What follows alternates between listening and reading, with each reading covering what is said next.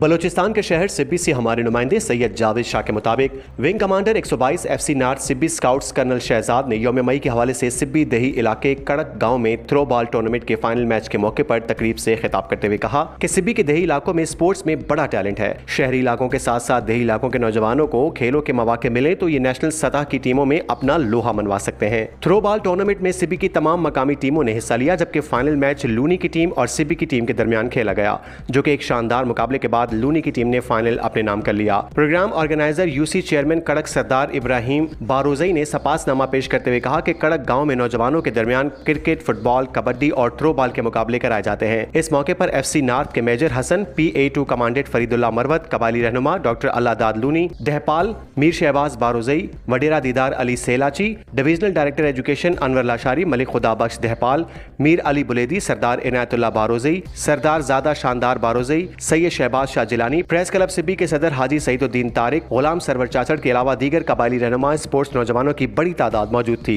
Colonel Shahzad ने नौजवानों से कहा कि देही इलाकों के नौजवान अपनी तालीमी सलाहियतों को बुरुकार लाएं और पाक फौज में भर्ती होकर मुल्क और कौम की खिदमत करें। FC नॉर्थ की जानिब से रनर और विनर टीमों को ट्रॉफियों के साथ साथ नकद इनामात भी दिए गए।